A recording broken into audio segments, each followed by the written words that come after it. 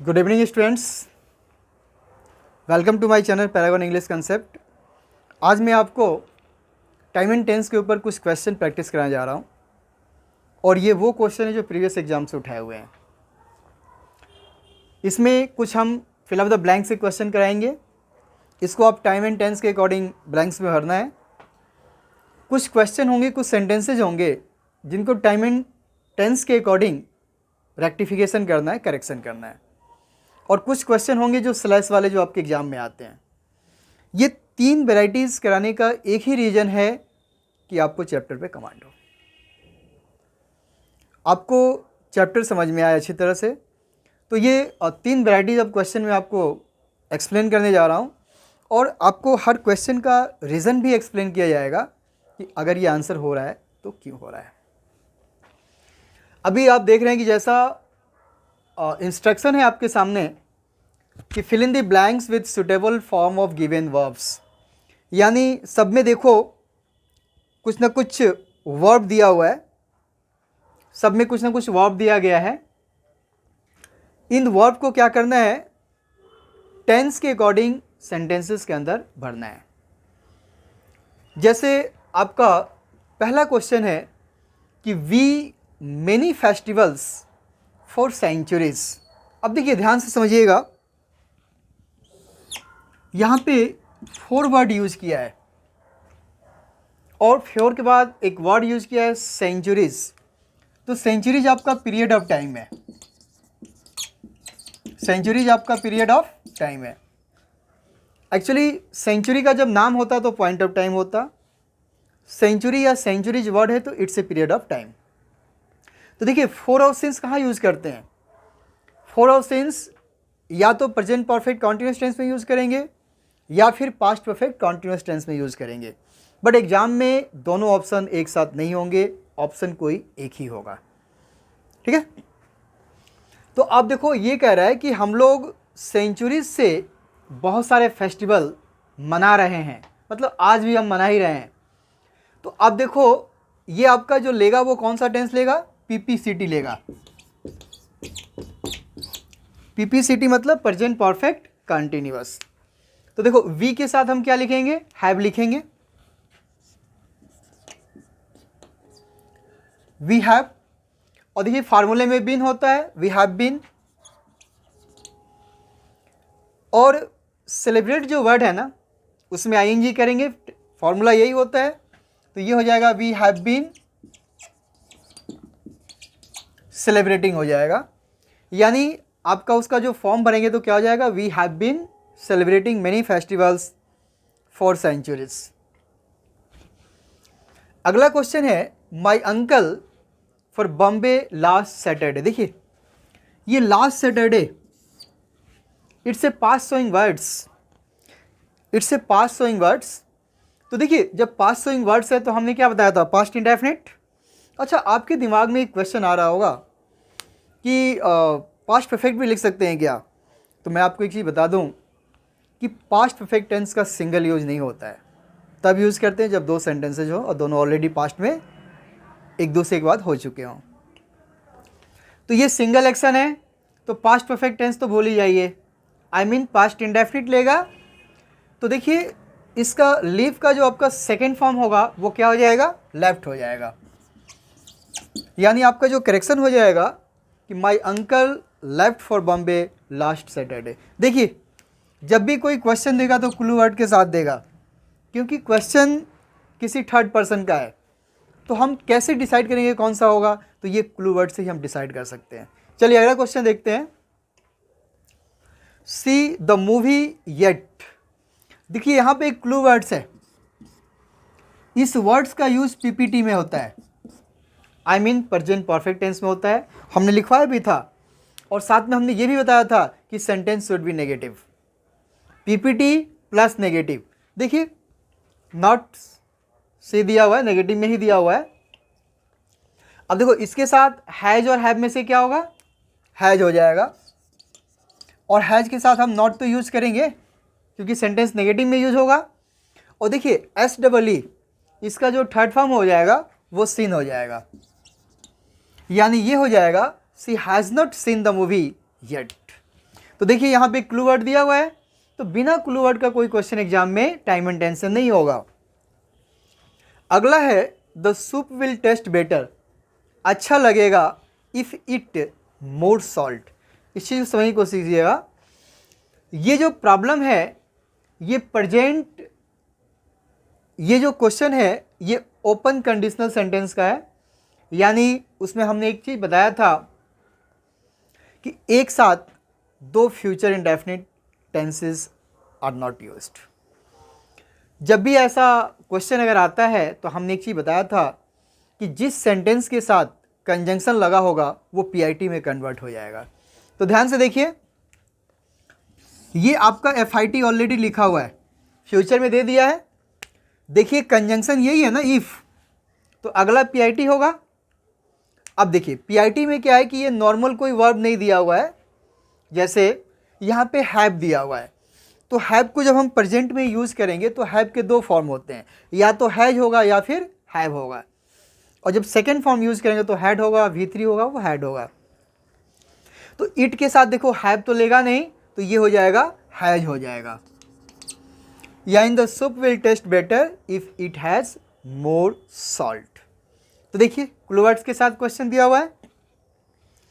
अगला क्वेश्चन है if C were a Nightingale, ये आपका प्रेजेंट अनरियल कंडीशनल सेंटेंस है। हमने बताया था कि देखिए यहाँ पे वर्ड यूज किया है, बी का सेकेंड फॉर्म वाज और वर होता है, लेकिन चूंकि ये अनरियल कंडीशनल है इसलिए वर्ड यूज किया है कि if C were A Nightingale, यानी अगर वो नाइटिंगेल होती तो सी डे एंड नाइट।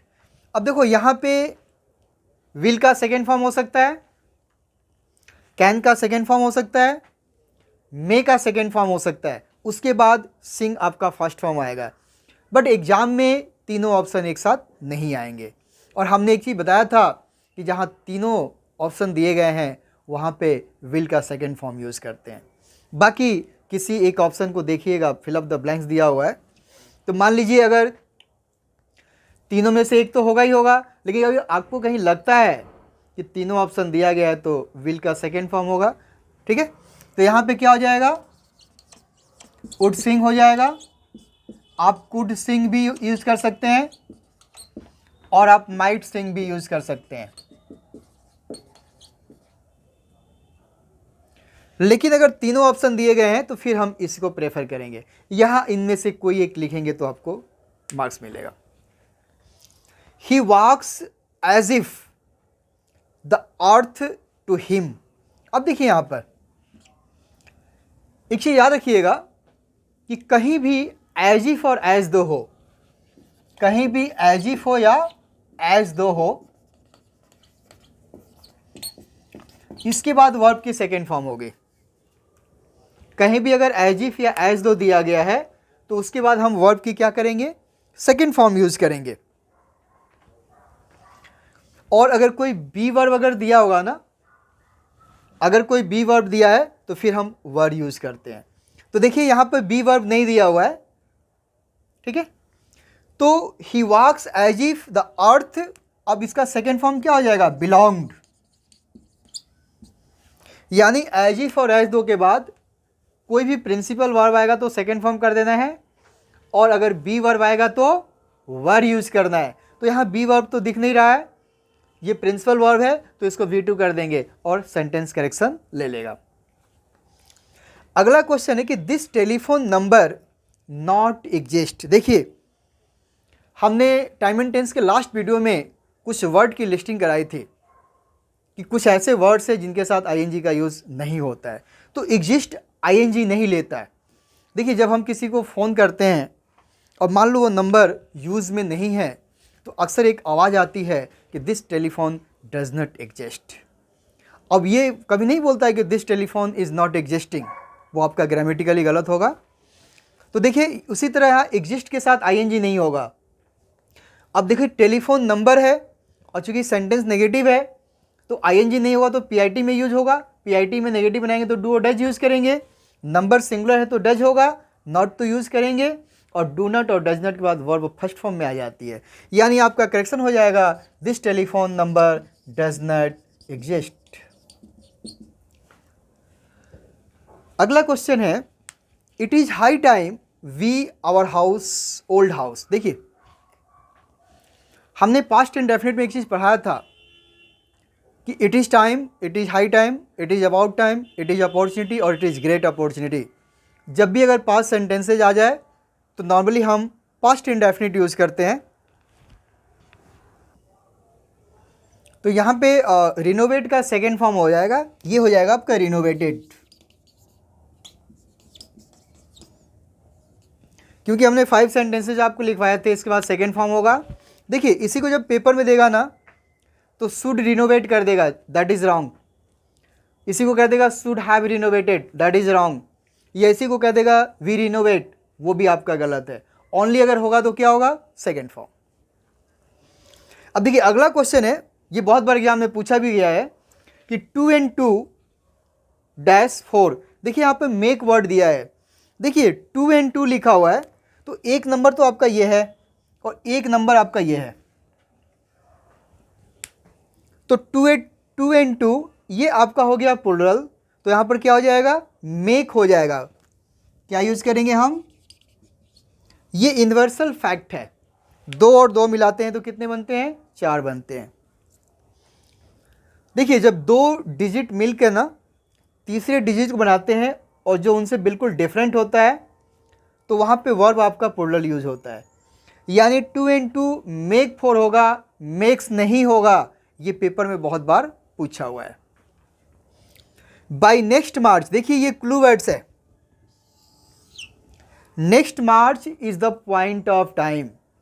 तो देखिए हमने आपको जब फ्यूचर परफेक्ट पढ़ाया था तो वहाँ बताया था उसकी पहचान कि if there is a single sentence by plus point of time, तो कहीं भी by plus point of time होगा तो that is future perfect tense.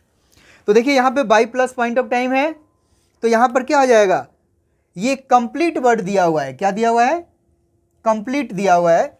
तो क्या हो जाएगा, by next March he will have completed. यानी जब करेक्शन करें तो क्या हो जाएगा, विल हैव कंप्लीटेड हो जाएगा। यानी इस तरह हमने देखा कि बिना क्लू वर्ड्स का कोई क्वेश्चन नहीं दिया हुआ है। तो चलिए नेक्स्ट क्वेश्चन हम अगला देखते हैं। नेक्स्ट क्वेश्चन है, we each other since we are children. देखिए यहाँ पे नो एक वर्ड दे रखा है और हमने बताया था कि कुछ ऐसे वर्ड्स हैं जिसके साथ आई नहीं आता है, उन्हीं वर्ड्स में एक वर्ड नो है। जैसे मैं आपको जान रहा हूँ, आई एम नोइंग यू नहीं होगा। तो हमने एक चीज़ आपको बताया था कि कहीं जहाँ भी आईएनजी होता है ना, अगर उस वर्ड के साथ आईएनजी अगर नहीं हो पा रहा है तो एक कदम आपको बैक में आना है। तो देखिए वी आर चिल्ड्रन बता रहा है कि हम प्रेजेंट में ही यूज़ करना है, पास्ट में नहीं जाना है। तो लिखा है वी आर चिल्ड्रन, यानी ये present perfect continuous tense sense बन रहा है, लेकिन नो के साथ आईएनजी नहीं होता है तो एक कदम बैक मतलब प्रेजेंट परफेक्ट टेंस हो जाएगा। यानी ये हो जाएगा कि we have known each other since we are children. अब ऐसा नहीं कह सकते हैं कि we have been knowing each other since we are children, it's absolutely wrong. यानी करेक्शन होगा कि we have known each other since we are children. The finance minister dash the budget tomorrow. देखो tomorrow it's A future showing word, future को indicate कर रहा है। तो देखिए विल या शैल यूज करेंगे, ये चूंकि थर्ड पर्सन है तो विल होगा और वर्ब की आपकी पहली फॉर्म हो जाएगी। यानी द फिनेंस मिनिस्टर क्या हो जाएगा, विल प्रेजेंट हो जाएगा। अगला क्वेश्चन है कि he said that he never repeat the mistake. देखिए ये सेड मतलब कहानी पास्ट में चली गई है, तो जब पास्ट में चला गया तो माय डियर आगे भी पास्ट होगा, ये कंफर्म है। तो यहाँ विल दिया है तो विल का सेकेंड फॉर्म क्या हो जाएगा, WOULD हो जाएगा। क्योंकि ये सेकेंड है तो यहाँ पे आपका सेकेंड फॉर्म हो जाएगा। यानी कि he said that he would never repeat the mistake. This is the most beautiful side. यहाँ देखिए ध्यान से, आपका this is the most beautiful side, this is के बाद आपका सुपरलेटिव डिग्री है। ऐसे कोई सेंटेंस होगा या फिर ये हो सकता है it is the first time, it is the second time, it is the third time, इसके बाद प्लस दिस या दैट इस सुपरलेटिव डिग्री हो। देखिए यहाँ पे आपका सुपरलेटिव डिग्री है, हम लोग सुपरलेटिव डिग्री को D3 से इंडिकेट करते हैं, बाकी जब एडजेक्टिव पढ़ाएंगे तो आपको डिटेल्स में बताएंगे। तो इसके बाद आपका जो टेंस होगा प्रेजेंट परफेक्ट टेंस होगा, यानी ऐसे स्ट्रक्चर के बाद ऑलवेज प्रेजेंट परफेक्ट यूज़ करते हैं। वैसे समझ लीजिए या फिर वैसे समझ लीजिए, मैंने पीपीटी में एक लाइन लिखवाया था, एवर इन इंटरोगेटिव और नेवर इन नेगेटिव। ठीक है, तो यहाँ पर क्या हो जाएगा, आई हैव एवर सीन हो जाएगा। This is the most beautiful sight I have ever seen. यानी कोई भी सेंटेंस अगर it is time, sorry it is the first time, it is the second time, या दिस या दैट इसके बाद कोई सुपरलेटिव डिग्री हो तो अगला आपका पीपीटी होगा, प्रेजेंट परफेक्ट टेंस होगा। नेक्स्ट क्वेश्चन है द प्लेन एट 3:30। देखिए हमने एक चीज़ टाइम एंड टेंस में जब इंट्रोडक्शन बताया था तो एक बात बताया था कि एनी फ्यूचर एक्शन, कोई भी फ्यूचर एक्शन हो जिसमें प्री प्लानिंग का सेंस हो, पॉइंट ऑफ टाइम हो और वेल नोन टू एवरीबॉडी, ऐसे सेंटेंस को हम पीआईटी में यूज़ करते हैं। तो क्या होगा, the plane arrives, is arriving नहीं होगा।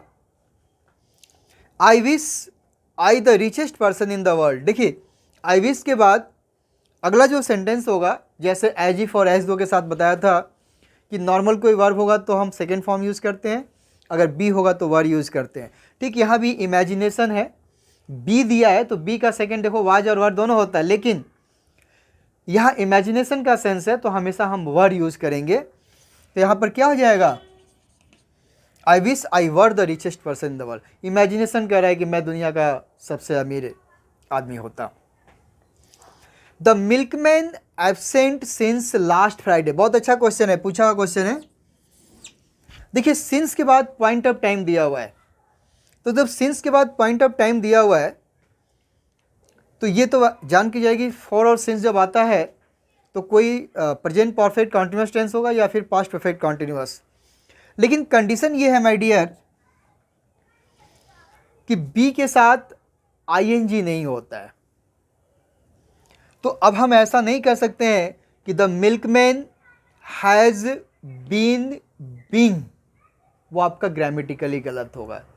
तो जब बी के साथ आईएनजी नहीं हो सकता है तो हमने एक बात बताया था कि जितने भी कंटिन्यूअस है उसको एक कदम बैक में आना है। यानी आपको लग रहा है कि प्रेजेंट परफेक्ट कॉन्टिन्यूअस टेंस होना चाहिए तो प्रेजेंट परफेक्ट में यूज़ कर लो, लग रहा है कि पास्ट परफेक्ट कॉन्टिन्यूअस टेंस होना चाहिए तो एक कदम बैक में आ जाओ, पास्ट परफेक्ट यूज़ कर लो। तो क्या होगा, द मिल्कमैन। देखिए ये चूंकि सिंगुलर है तो हैज और हैव में से कोई एक लेगा तो यहाँ पे हैज हो जाएगा। और देखिए पीपीटी में आएगा चूंकि बी के साथ आईएनजी नहीं होगा, तो देखिए बी जो फॉर्म है ना, इसको प्रेजेंट में हम इज आर एम यूज़ करते हैं, पास्ट में वाज या वर यूज़ करते हैं, लेकिन जब V3 यूज़ करो तो बिन हो जाएगा। यानी milkman has been absent since last Friday, यानी हैज़ बीन हो जाएगा। हैज़ बीन बिंग नहीं होगा क्योंकि बी के साथ आईएनजी का यूज़ नहीं होता है। और जब आईएनजी का यूज़ नहीं होगा तो एक कदम बैक में आएंगे तो हैज़ बीन हो जाएगा। द जज convicted her after he the case. देखिए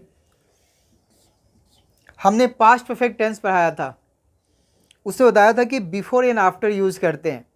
जब हम आफ्टर यूज़ करते हैं तो आगे आपका पास्ट परफेक्ट होगा, पहले आपका पास्ट इंडेफिनिट। हमने एक स्ट्रक्चर दिया था कि आगे आपका पास्ट इंडेफिनिट, बाद में आपका पास्ट परफेक्ट।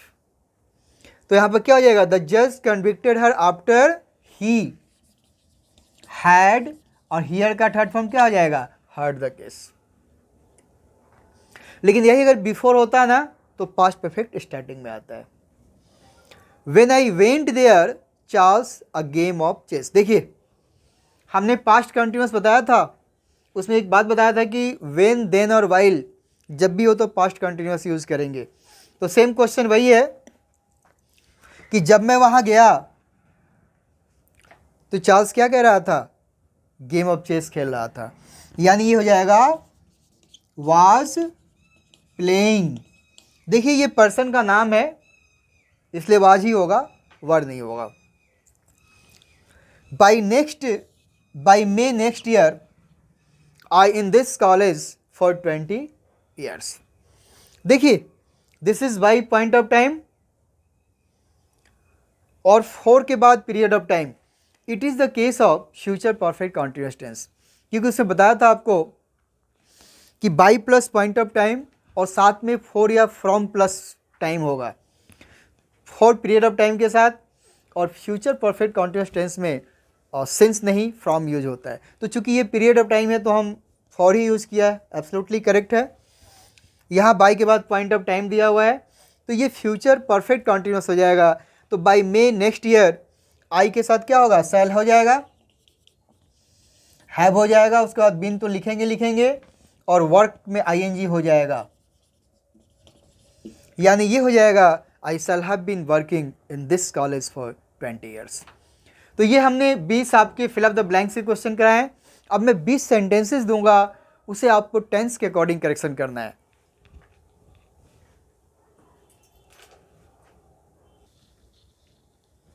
देखिए आपका सेकेंड वैरायटी है, इंस्ट्रक्शन दिया हुआ है कि correct the sentences in regard to the correct form of verb, यानी टाइम एंड टेंस के अकॉर्डिंग सेंटेंसेस को करेक्ट करना है। और ये भी क्वेश्चन सब उठाए हुए क्वेश्चन है। जैसे यहाँ पर दिया है कि this is to certify that I know Mister Matthews since 1970। देखिए यहाँ पर सिंस के बाद पॉइंट ऑफ टाइम दिया हुआ है, सिंस के बाद पॉइंट ऑफ टाइम दिया हुआ है और यहाँ पे एक क्लू वर्ड दिया हुआ है कि ये प्रेजेंट में यूज़ किया है। क्योंकि सिंस का यूज़ देखो पास्ट परफेक्ट कंटिन्यूअस में भी होता है, प्रेजेंट परफेक्ट कंटिन्यूअस में होता है, लेकिन यहाँ पर इज कर दिया है, यानी इज करके हमें बाउंडेशन दे दिया है कि you have to use present perfect continuous tense. अब यहाँ पे एक बात समझिएगा, यहाँ पे नो वर्ड दिया हुआ है तो चूंकि नो के साथ तो आईएनजी होगा नहीं, तो यानी प्रेजेंट परफेक्ट कॉन्टिन्यूअस टेंस के बदले हम प्रेजेंट परफेक्ट टेंस यूज़ करेंगे। हमने यही बताया था कि जहाँ कंटिन्यूअस लगता है कि होना चाहिए और जिस वर्ब में आईएनजी नहीं होता है तो एक कदम बैक में आ जाएंगे। तो यहाँ पे आपका लेगा पीपीटी, यानी ये हो जाएगा have known. This is to certify that I have known Mister Matthews since 1970। अब जाकर ये सेंटेंस आपका बिल्कुल करेक्ट हो गया। यहाँ पे है कि it is time we should have done something useful. देखिए हमने बताया था इट इज़ टाइम आ गया यहाँ पर, तो यहाँ पे शुड हैव डन नहीं होगा, यही आपका गलत है। हमने बोला था कि शुड हैव डन या शुड डू या डज कुछ नहीं होगा, यही आपका गलत है। आपको यहाँ पे सेकंड फॉर्म करना होगा, यानी इसके बदले आप डिड यूज़ करेंगे। जब आप डिड करेंगे तो आपका सेंटेंस क्या हो जाएगा, करेक्ट हो जाएगा। यानी ये आपका गलत था, ये पार्ट आपका गलत है, बाकी सब ठीक है। There is no earthquake here since 1986। देखिए सिंस के बाद पॉइंट ऑफ टाइम दिया हुआ है और यहाँ पे इज यूज किया गया है। देखिए इज का मतलब है कि आपको प्रेजेंट में ही यूज करना है। और देखिए इज मतलब समझते हैं ना, ये बी की तरफ इंडिकेट कर रहा है, क्योंकि बी का प्रेजेंट में इज आर एम होता है। तो जब इज दिया है मतलब बी को इंडिकेट किया है, और यहाँ पे टाइम दिया है तो हमने तो ये देखा था अभी कि बी के साथ आईएनजी होता नहीं है, यानी ये प्रेजेंट परफेक्ट कॉन्टिन्यूअस की तरफ जा रहा है। लेकिन चूंकि बी में आईएनजी नहीं होता है तो प्रेजेंट परफेक्ट में लिखेंगे, यानी ये कहेंगे कि there has been no earthquake here since 1986। यानी इज आपका गलत है, करेक्शन क्या हो जाएगा, has been. There has been no earthquake here since 1986। अगला है the farmer have sowed seeds. देखिए हैज और हैव के बाद से वर्ब की थर्ड फॉर्म होती है। देखिए SOW जो वर्ड है ना, इसका मतलब होता है बोना होता है, स्पेशली धान बोना जो होता है। तो इसका जो सेकेंड फॉर्म होता है ना SOWN होता है, और जो तीसरा होता है वो भी होता है SOWN। तो हैव के बाद V3 होगा ना जी, ये V3 आपका गलत दे रखा है, यानी करेक्शन जब करेंगे तो हो जाएगा फार्मर्स हैव सोन हो जाएगा SOWN, सोन सीड्स हो जाएगा। यानी यहाँ वर्ब का रफ यूज किया है, इसका V3 फॉर्म SOWN होता है। It took long time for him to realise what was truth. यहां ध्यान से देखिएगा, ये एक WH वर्ड है, ये एक WH वर्ड है और ये रहा आपका वर्ब। हमेशा इस चीज को याद रखिएगा, यहां से इस तरह के क्वेश्चन पूछे जाते हैं कि जब भी किसी वर्ब के बाद अगर WH वर्ड आ जाए ना तो वो इंट्रोगेटिव सेंटेंस नहीं है आपका। तो जब भी अगर किसी वर्ब के बाद अगर WH वर्ड आ जाए तो आपको क्या करना है कि आगे का जो प्रोसेस होगा वो सब्जेक्ट एंड वर्ब हो जाएगा। यानी जनरली वर्ब और सब्जेक्ट देता है तो वो सब्जेक्ट एंड वर्ब हो जाएगा। यानी वाज ट्रूथ आपका ये गलत है, इसका क्या हो जाएगा, व्हाट ट्रूथ वाज हो जाएगा। It took long time for him to realise what truth was, अब जाके ये सही हो जाएगा। यानी किसी भी वर्ब के बाद अगर WH वर्ड आ जाए ना तो अपना प्रोसेस सब्जेक्ट एंड वर्ब हो जाएगा। ठीक है। हैड आई रियलाइज्ड, देखिए your house was such a long way of, अगर मुझे पता होता कि आपका घर इतना दूर है तो I would take a taxi. देखिए दिस इज पास्ट टेंडियल कंडीशनल सेंटेंस। हमने बताया था कि पास्ट टेंडियल कंडीशनल सेंटेंस में इफ को हैड से रिप्लेस कर सकते हैं, यानी यहां पर इफ को हैड से रिप्लेस कर दिया है तो आगे ये तो क्लियर ही हो गया होगा कि वुड हैव, कुड हैव या माइट हैव होता है। तो यहां पर आपको ये वुड के बाद जो है ना ये टेक नहीं होगा, इसको करना होगा हैव टेकन। यानी had I realised your house was such a long way I would have taken a taxi. इसका मतलब है कि इफ आई हैड रियलाइज, तो इफ को हैड से रिप्लेस कर दिया है। आजकल क्वेश्चन ऐसे ही पूछे जा रहे हैं। तो क्या हो जाएगा यहाँ पर, चूंकि विल का सेकेंड फॉर्म दिया है तो हैव टेकन कर देंगे। अगला है कि राकेश फाउंड्स द न्यूज़पेपर डल। यहां देखिए ये फाउंड्स तो एक वर्ड यूज किया है, एक वर्ड है फाइंड। फाइंड मतलब पाना, तो फाइंड का आपका सेकेंड फॉर्म क्या होता है, फाउंड होता है। और थर्ड क्या होता है, थर्ड भी आपका फाउंड होता है।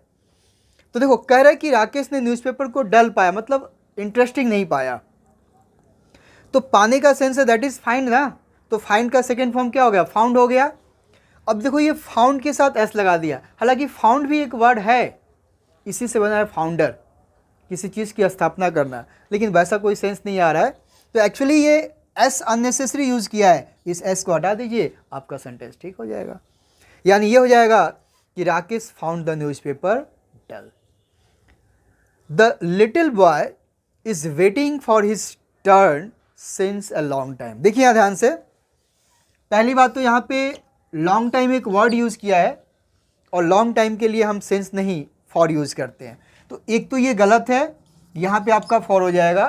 दूसरी बात, यहाँ पे इज नहीं होगा, और इज इस बात को बता रहा है कि हमें प्रेजेंट में ही यूज़ करना है, पास्ट की तरफ मूव नहीं करना है।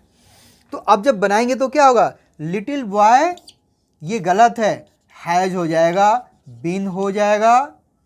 यानी little boy has been waiting for his turn for a long time, since a long time नहीं होगा। क्यों नहीं होगा, क्लियर हो गया। अगला क्वेश्चन है कि nobody saw him since the fire broke in his locality. देखिए ये बहुत इंटरेस्टिंग क्वेश्चन है। एक्चुअली ये प्रॉब्लम कंजंक्शन का है, टाइम एंड टेंस में यहाँ पर दे रखा है, कोई नहीं। एक चीज़ आप ऐसे समझ लीजिए कि जब भी आप सिंस यूज़ कीजिएगा ना, जब भी आप सिंस को कनेक्टर की तरह यूज़ कीजिएगा, यानी सिंस जब दो सेंटेंस को जोड़ने का काम करे, तो आपको कुछ नहीं करना है, मैं एक टेक्निक दे रहा हूँ उसे फॉलो कीजिएगा, हर सेंटेंस आपका बन जाएगा। हमेशा याद रखिएगा कि 3 सिंस 5, 3 सिंस 5 का मतलब ये समझ लीजिए कि देखिए टोटल टेंसेस 12 होते हैं। तो 3 नंबर टेंस क्या होगा अपना, पीपीटी, प्रेजेंट परफेक्ट टेंस, और 5 नंबर क्या होगा, पास्ट इंडेफिनिट। यानी सिंस के बाद पास्ट इंडेफिनिट और सिंस के पहले क्या होगा, प्रेजेंट परफेक्ट। सिस्टम पे डाल दीजिएगा, आपका करेक्शन हो जाएगा। बाकी जब मैं कंजंक्शन पढ़ाऊंगा तो डिटेल्स में सेंस का यूज़ एज ए कंजंक्शन बता दूंगा। तो नोबडी सॉ हिम, देखिए यहाँ पर सेंस आया, और देखिए इस सेंस का मतलब होता है जब से, यानी किसी ने उसे नहीं देखा जब से उसकी लोकेलिटी में आग लगी। अब देखिए सिंस के बाद तो हम 5 नंबर दे रखा है पास्ट इंडेफिनिट, तो आई मीन आगे प्रेजेंट परफेक्ट कर देंगे, अपना काम खत्म। तो क्या हो जाएगा, ये सॉ नहीं होगा, जब करेक्शन करें तो क्या हो जाएगा, nobody has seen him, nobody has seen him since the fire broke in his locality. तो 3 सेंस 5 याद रखिएगा, बाकी हम सेंस का यूज आपको बताएंगे कंजंक्शन जब पढ़ाएंगे। तो अगला है कि all the mangoes have rotten. एक चीज याद रखिएगा, एक वर्ड है रोट। देखिए रोट का मतलब क्या होता है, सड़ जाना, खराब हो जाना। तो ये जो रोट जो वर्ड है ना, इसका सेकंड फॉर्म होता है रोटेड, और तीसरा भी क्या होता है, रोटेड होता है। और एक वर्ड और भी होता है, दिस इज कॉल्ड रोटेन। लेकिन देखिए कुछ वर्ब्स होते हैं ना जिनके V3 फॉर्म में दो वर्ब मिलेंगे। एक्चुअली दोनों में डिफरेंस होता है, एक वर्ब होता है और एक एडजेक्टिव होता है। तो ये आपका वर्ब का थर्ड फॉर्म होता है, और रोटेन हम एडजेक्टिव की तरह यूज़ करते हैं। देखिए अगर आप हैव यूज़ करना चाहते हैं ना, तो फिर ये रोटेन आप हटा दीजिए, तो इसको रोटेट कर दीजिए, यानी ऑल मैंगोज हैव रोटेड। आपको लगता है कि नहीं मैं तो यार रोटेन लिखूंगा, तो अगर रोटेन लिखना है तो यहाँ पे आर कर दो, यानी आप ये लिख सकते हो कि all the mangoes are rotten, या all the mangoes have rotted. या तो एक कर लो कि all the mangoes are rotten. अगर आप रोटेन यूज करना चाहते हैं तो एडजेक्टिव हो जाएगा, तो all the mangoes are rotten. अगला क्वेश्चन देखते हैं, नेक्स्ट अगले क्वेश्चन को देखते हैं। देखिए after you will return from Chennai I will come and see. देखिए यहाँ भी विल यूज़ किया, यहाँ भी यूज़ किया। हमने ओपन कंडीशन बताया था कि एक साथ दो फ्यूचर इंडेफिनिट नहीं होता है, और जिसके साथ कंजंक्शन होता है वो पीआईटी में चला जाता है। देखिए कंजंक्शन यहाँ है, यहाँ नहीं है, तो इसे तो वैसे ही छोड़ दो, ये आपका पीआईटी में चला जाएगा, यानी कि विल यहाँ से क्या होगा, हट जाएगा, क्योंकि यू के साथ फर्स्ट फॉर्म में होता है। यानी after you return from Chennai I will come and see. Correction हो गया। By the time we entered the cinema theatre the movie was already begun. देखिए हमने पास्ट परफेक्ट टेंस पढ़ाया था, तो वहाँ एक बात बताया था कि बिफोर वर्ड यूज़ करते हैं, और अगर आप बिफोर अच्छा नहीं लगता है तो before equal to by the time use करते हैं। बाय द टाइम भी अगर आपका अच्छा नहीं लगता है तो एक वर्ड यूज़ करते हैं व्हेन। तो जब भी हम बिफोर यूज़ करते हैं तो बिफोर से पहले पास्ट परफेक्ट टेंस होता है, और बिफोर के बाद क्या होता है, पास्ट इंडेफिनिट होता है। तो यहाँ क्या किया है कि by the time we enter the cinema theatre, तो इसके पहले पास्ट परफेक्ट होगा, क्योंकि इसी से स्टार्ट कर दिया है, तो इसके बाद आपका पास्ट इंडेफिनिट ले लिया, तो ये क्या हो जाएगा, द मूवी हो जाएगा, यहाँ वाज नहीं होगा, हैड हो जाएगा, और बिगिन का थर्ड फॉर्म बिगिन ही होता है। यानी हमने बताया था कि 7 बिफोर 5, बिफोर जब यूज़ करेंगे तो आगे 7 नंबर होगा, बाद में 5 नंबर होगा, और बिफोर इक्वल टू व्हेन लिख सकते हैं, व्हेन अच्छा नहीं लगता है तो बाय द टाइम लिख सकते हैं। तो सिचुएशन उल्टा कर दिया है, बिफोर 5, देखिए before equal to by the time कर दिया, यहाँ 5 ले लिया, तो ऑटोमेटिक जब 5 लिया तो बाद में क्या लेगा, 7 लेगा, ये हो जाएगा। The river is in speed and it has overflown its bank. देखिए एक वर्ड है fly, there is a word fly. Fly मतलब उड़ना होता है, और ओवरफ्लाई मतलब बहुत ऊपर उड़ना।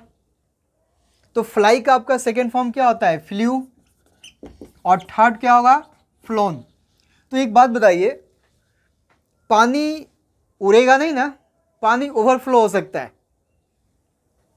तो एक्चुअली ओवरफ्लो वर्ड है, तो ओवरफ्लो जो वर्ड है ना, उसका थर्ड फॉर्म होता है ओवरफ्लोड होता है। यानी एक्चुअल में वर्ड है ओवरफ्लो, तो ओवरफ्लोड का सेकेंड फॉर्म क्या हो जाएगा, ईडी लग के बनेगा, और थर्ड फॉर्म भी क्या बनेगा, ईडी लग के बनेगा। तो ये ओवरफ्लो नहीं होगा, यही आपका गलत है, ये हो जाएगा ओवरफ्लोड हो जाएगा, D3 फॉर्म, यानी वर्ब का गलत यूज किया है।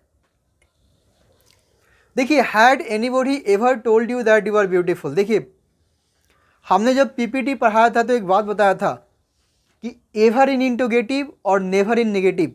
तो देखिए ये इंटरोगेटिव सेंटेंस है, क्वेश्चन मार्क लगा हुआ है, एवर वर्ड यूज़ किया है, तो एवर इन इंटरोगेटिव और नेवर इन नेगेटिव। बाद में देखिए यहाँ पर प्रेजेंट यूज़ किया है, तो यहाँ हैड का कोई मतलब बनता नहीं है, तो ये हो जाएगा आपका पीपीटी हो जाएगा। यानी जब हैड ये गलत हो जाएगा, इसका करेक्शन हो जाएगा कि has anybody ever told you, has anybody ever told you that you are beautiful, यानी ever in interrogative always PPT. अगला है कि he can speak English well, देखिए यहाँ पे एक वर्ड यूज़ किया है कि वो अंग्रेजी बहुत अच्छे से बोलता है, तो जब बहुत अच्छे से बोलता है तो कैन की कोई ज़रूरत नहीं है, कैन को यहाँ से रिमूव कर दीजिए और फिर इसमें क्या कीजिएगा, एस लगा दीजिए, यानी ही स्पीक्स इंग्लिश वेल। क्योंकि देखो बोलता है कि बहुत अच्छे से बोलता है, तो जब बोलता है तो कैन की मतलब ख़त्म, एबिलिटी नहीं शो करेंगे, बोलता है, यूनिवर्सल है।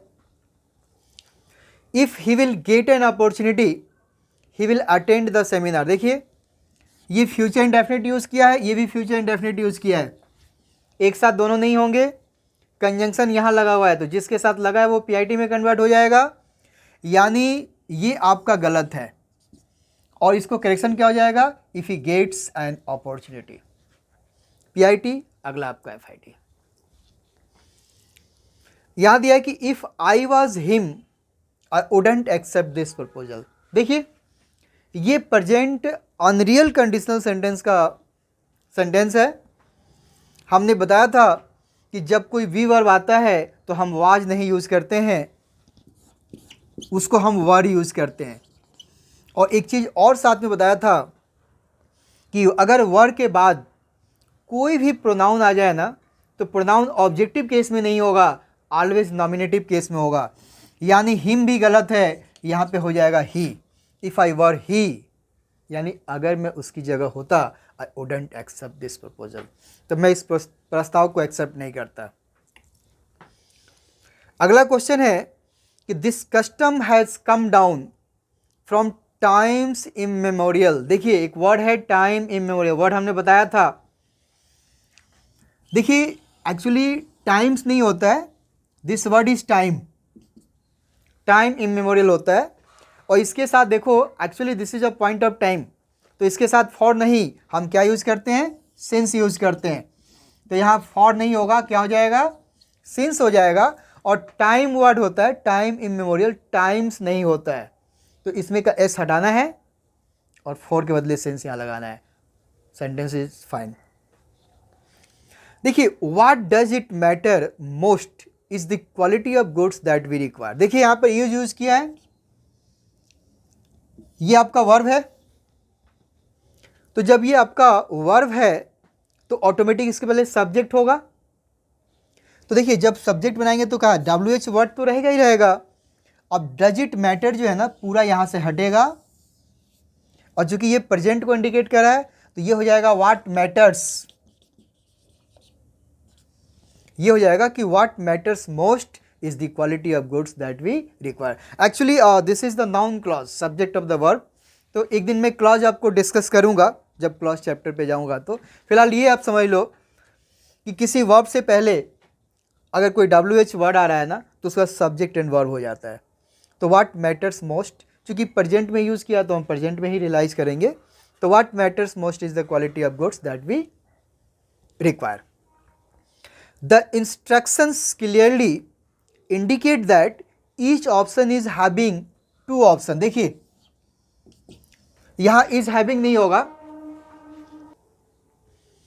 तो देखिए is having दिया हुआ है, तो मैंने बताया था कि have के साथ ing का यूज नहीं होता है, खाने पीने का सेंस होगा तो यूज करेंगे, लेकिन खाने पीने का सेंस नहीं है। देखिए यहाँ पे पोजीशन का सेंस है, कहता है कि हर ऑप्शन के दो दो ऑप्शन दिए गए हैं, यानी पोजीशन का सेंस दे रहा है, तो एक्चुअली इज हैविंग नहीं होगा, यही आपका गलत है, यहाँ पे हैज हो जाएगा, यानी each option has 2 options.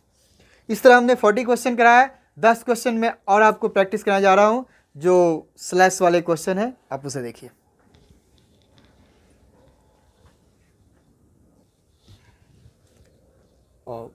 Next question है कि it is appearing to me that you are plotting against your friend and their parents.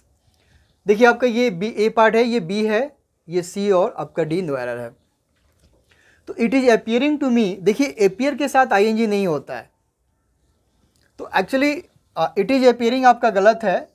जब हम करेक्शन करेंगे तो क्या हो जाएगा, इट अपियर्स।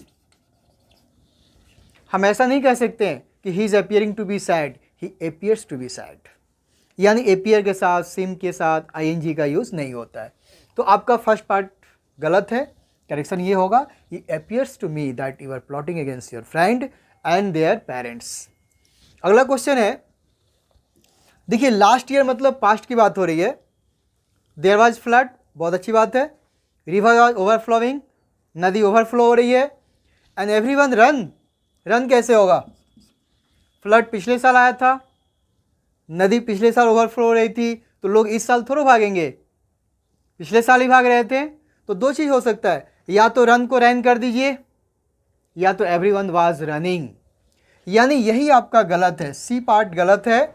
या तो आपके सामने 2 ऑप्शन है, या तो आप रैन कर दो, या एवरीवन वाज रनिंग कर लीजिए, यानी लोग अपनी लाइफ को बचाने के लिए भाग रहे थे या भागते थे। तो या तो रैन कर दो या तो वाज रनिंग कर दो। रन इज एब्सोल्युटली रॉन्ग, क्योंकि देखो ये पास्ट की तरफ इंडिकेशन दे रहा है। अगला है कि the vaccine when hit the Indian market is dogged by controversy. अब एक बात समझिए, यहाँ पे एक वर्ड यूज़ किया है हिट। देखिए ये जो वर्ड है ना, इसका पहला, दूसरा और तीसरा सेम फॉर्म होता है। कुछ वर्ब्स होते हैं जिसके तीनों फॉर्म सेम होते हैं, cut cut cut, put put put, उसी तरह इसका तीनों फॉर्म सेम होता है। तो एक बात बताइए, अगर ये प्रेजेंट में होगा तो इट्स सिंगुलर, तो यहाँ पे एस लगना चाहिए, वो इसने नहीं किया, यानी कि ये प्रेजेंट में नहीं है, तो कंफर्म हो गया। तो this is the second form, क्योंकि अगर प्रेजेंट में होता तो इट्स सिंगुलर, तो यहाँ एस लगा होता, लेकिन ये सिंगुलर होते हुए भी यहाँ अगर एस नहीं लगाया है, it means it is the second form. Clear हो गया। तो जब ये पास्ट को इंडिकेट कर रहा है तो यहाँ पे इज नहीं होगा, क्या हो जाएगा, every Indian market was dogged by controversy. Next है he felt from a running train. देखो ये पास्ट को इंडिकेट कर रहा है, एंड वुड हैव डाइड। देखो would have, could have, might have हमने बताया था। तो इफ के साथ पास्ट परफेक्ट होगा, दिस इज पास्ट टेंडियल कंडीशनल सेंटेंस। तो वुड हैव डाइड, मर गया होता, if the villagers didn't get him admitted in the near by hospital. तो ध्यान से देखिएगा, यहाँ पे would have, could have, might have कोई एक दिया तो है, तो इफ के बाद ये पास्ट परफेक्ट हो जाएगा, तो डिडंट यहाँ पे नहीं होगा। If the villagers hadn't got him admitted, ये हो जाएगा had not got him admitted in the nearby hospital. It is the case of past tendial conditional sentence. Past tendial conditional sentence पर हमारा एक वीडियो है, आप उसे देख लीजिएगा, आपको सारा कंसेप्ट क्लियर हो जाएगा। देखिए how does he earn money is more important than how much he earns. देखिए यहाँ पे कंपेरिजन किया गया है, तो कंपेरिजन बराबर से किया जाता है। यहाँ देखिए हाउ मच ही अर्न्स लिखा हुआ है ना, तो जैसा स्ट्रक्चर बाद में है वैसा हम आगे भी कर लेंगे, यानी दिस पार्ट यही गलत है आपको। जब करेक्शन करेंगे तो ये होगा कि हाउ ही अर्न्स मनी। जब आप करेक्शन करें तो क्या हो जाएगा, हाउ ही अर्न्स मनी, यानी कैसे वो पैसा कमाता है, ये ज़्यादा इम्पॉर्टेंट है कि कितना वो पैसा कमाता है, इससे ज़्यादा कैसे वो पैसा कमाता है ये इम्पॉर्टेंट है। तो कंपेरिजन इक्वल में होना चाहिए। तो यहाँ जो स्ट्रक्चर है सेम वैसे स्ट्रक्चर में डाल दो, और चूंकि इंटरोगेटिव बनेगा नहीं क्योंकि यहाँ कंपेरिजन किया जाता है, इंटरोगेटिव का कोई मतलब ही नहीं है, तो how he earns money is more important than how much he earns. Next question देखते हैं। देखिए नेक्स्ट क्वेश्चन है कि my friend being unwilling to attend the court an early hour of the morning sent a letter explaining. देखिए sent a letter ये verb है, इसके बाद आपका WH वर्ड आ गया। तो अभी हमने बताया था कि किसी भी वर्ब के बाद अगर WH वर्ड आ जाए तो आपका जो प्रोसेस होगा क्या होगा, वो सब्जेक्ट वर्ब एंड ऑब्जेक्ट हो जाएगा। तो वाई कुड ही नॉट हो नहीं होगा, ये गलत है, why he could not obey हो जाएगा। यही पार्ट आपका गलत है। जब करेक्शन करें तो क्या आ जाएगा, why he could not obey हो जाएगा, ये करेक्शन लेगा और यही पार्ट आपका क्या है, गलत है। पॉलिटिकल कैंडिडेट टॉक्ड, देखिए टॉक्ड मतलब यहाँ पे सेकेंड फॉर्म यूज़ किया है, पास्ट की बातें हो रही है। तो इफ़ ही हैज़ या हैज़ तो वैसे नहीं लेगा क्योंकि कहानी पास्ट में जा रही है तो प्रेजेंट का कोई मतलब नहीं है, और ऑलरेडी एक वर्ड यूज़ किया है तो ऑलरेडी प्रेजेंट परफेक्ट में भी होता है, पास्ट परफेक्ट में भी होता है। तो यहाँ पे हैज़ नहीं होगा, यही आपका गलत है, यहाँ पे हैड हो जाएगा। यानी political candidate talked as if he had already been selected to the presidency. अगला है कि the families are living here for the last 2 decades. देखिए यहाँ पे फॉर के बाद टाइम दिया हुआ है, तो लिव एक ऐसा वर्ड है ना जिसके साथ ING होता भी है और नहीं भी होता है, दोनों केसेज होते हैं। तो देखिए यहाँ पे आप 2 चीज़ कर सकते हो, आर लिविंग तो नहीं होगा, इसलिए नहीं होगा कि फॉर के बाद यहाँ पे टाइम दिया हुआ है, या तो आप फैमिलीज प्लूरल है तो हैव बीन लिविंग कर दीजिए या फिर हैव लिव्ड कर दीजिए। बट दोनों में से ऑप्शन कोई एक ही एग्जाम में होगा, दोनों ऑप्शन एक साथ नहीं होगा। या तो आप हैव लिव्ड कर दीजिए और या फिर हैव बीन लिविंग कर लीजिए। अब दोनों में से कोई एक आप यूज़ कर सकते हैं, वैसे बोथ आर करेक्ट, क्योंकि लिव एक ऐसा वर्ड है जिसके साथ ING होता भी है और नहीं भी होता है। The company is not doing well, company कुछ अच्छा नहीं कर रही है, तो इट इज़ टाइम, देखिए इट इज़ टाइम आ गया तो अगला पास्ट इंडेफिनिट होगा, तो सेल ऑफ नहीं होगा, सेल का सेकेंड फॉर्म क्या हो जाएगा, सोल्ड हो जाएगा, क्योंकि इट इज़ टाइम आ गया तो पास्ट इंडेफिनिट होगा। देखिए some are born great, universal fact बता रहा है, सम अचीव ग्रेटनेस फैक्ट बता रहा है, तो सम हैड नहीं होगा, ये भी फैक्ट बता रहा है, तो यहाँ पे क्या हो जाएगा, सम हैव होगा। देखिए यहाँ पे सम के साथ आर यूज़ किया, सम के साथ अचीव यूज़ किया, प्लूरल यूज़ किया, तो सम के साथ हैज नहीं, हैव हो जाएगा। Some have greatness thrust upon them. इस तरह हमने टाइम एंड टेंस पे 50 क्वेश्चन आपको प्रैक्टिस करवाया। आज आपका थोड़ा ज़्यादा समय ले लिया, तो कोई नहीं, इस वीडियो को आप लोग देखिएगा और देखने के बाद से आपको बहुत सारा इम्प्रूवमेंट होगा। बाकी कमेंट में आप बताइएगा। Share, like and subscribe paragon English concept. Thank you.